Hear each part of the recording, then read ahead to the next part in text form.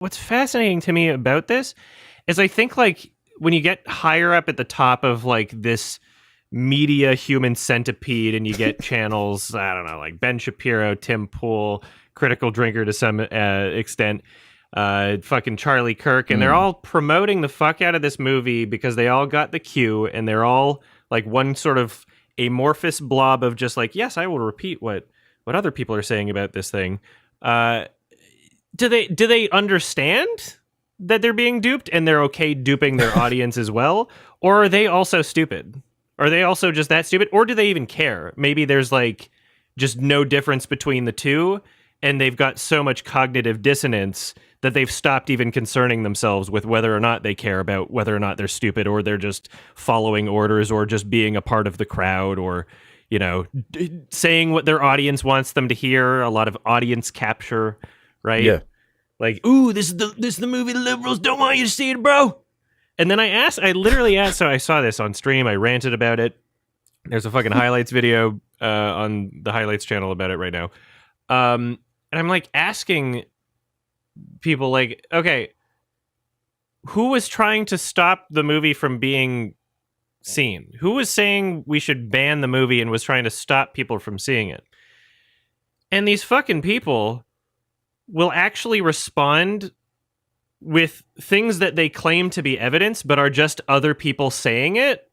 So they'll be like, see here, and they'll point to a tweet, and it'll be like Jackson Hinkle, and the content of the tweet says, CNN is saying that we should ban this movie, and then you watch the video that he linked, and nowhere in it does it say that. They just said it's bad and it's QAnon adjacent because Jim Caviezel is going around promoting the movie, talking about adrenochrome, which is true, and I fucking verified, you idiots. Like, yeah, that clip is crazy. Yeah, it's actually and so insane. like I don't know if these people are being like intentionally obtuse or if they're just like afraid that by being mistaken and like really easily taken advantage of by conservative pundits that they think they're being owned or something and that they like can't admit that they're wrong about something. Like it's very embarrassing. It's more embarrassing that they can't be like, oh, okay, wait, that is stupid. That's the embarrassing part, not the fact that they were wrong in the first place, but the fact that when confronted with no evidence to support their position at all, which is that the film was being suppressed, which is not true. Like people wrote articles saying it was tribal. That's it. Yeah. No, like you couldn't even find in the CNN, you couldn't even find them saying you shouldn't watch this. You couldn't even find that as a suggestion in the video that he linked. You couldn't even find that.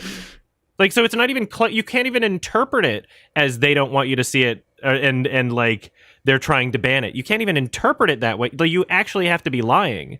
And so if enough of these people are lying and enough of these people are repeating a lie, do they all just think it's true and enough of them think it's true? Because it's like, well, everybody on my team is saying it's true. That's insane. But what is this important message that has people so incensed, though? Like, what is it? That this is going on at all? Like, is that what people are taking away? That they had no idea that human trafficking as a concept existed, and this is the thing that introduced that concept to them, and that's like a powerful thing. This film in particular is, you know, there's human trafficking that exists, right? A lot of it happens, you know, between states, not necessarily internationally. It does happen internationally, obviously, you know, the whole fucking Jeff Epstein and et cetera, like there are 1000%, there are people with a shit ton of money that are probably also pedophiles that probably are finding ways to abduct and traffic children because they have money, right? The richer you are, the more powerful you are, the easier it probably is to get away with some of that stuff. You probably are able to just make things disappear with money.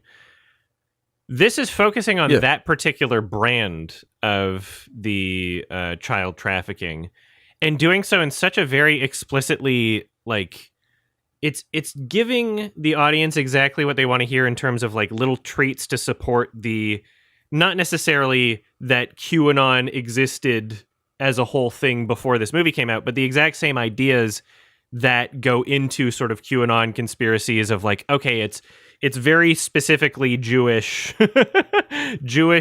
pedophiles in this global cabal, and that's like the basis for child sex trafficking that they don't want you to know about. So the beginning of the movie, we have this like greasy looking dude with a big nose, and they say his last name about, I don't know, at least 3 times. Oshinsky, that guy Oshinsky, this pedophile Oshinsky, he's this big guy, he's raping all the kids. And I just do a Google search. I'm like, okay, Oshinsky name. Oh, it's Jewish. Very interesting. And it's like, okay, are we going to be that explicit? Remember, this is the equivalent. Did I think I told you about this? Remember that Oscar-winning short film called Skin, where the guy? Yeah, I was going to ask you about that. It was like, oh, my dad's so racist, and then just showing this like, oh, I'm such a racist guy, and then he learns his lesson by being tattooed completely black, like black as night. They're like, we're gonna show you what it's like, and then even though he's literally just walking around in permanent blackface, which is like the funniest fucking thing in the world, and then it's like, oh man, I didn't realize, and then his kid shoots him because he thinks he's a black guy breaking into the house. When you're that explicit about what you're saying and handling it in such a sloppy and obtuse way, it's literally just like this, right? When you're starting out going like Oshinsky, like it's very clear what you're trying to get at. So is that like a subconscious intention, though? Or do you think there's more to it in terms of that stuff? That's what's difficult to figure out. That's a good question. It's like, is it just how much did they lean into it? And like also, even if the film started production, like who knows what it turned into from when it started to, when it got released.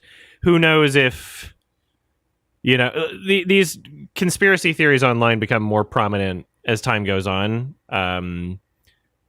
Because people just have more access to the internet and more access to misinformation and just dumb shit that people repeat.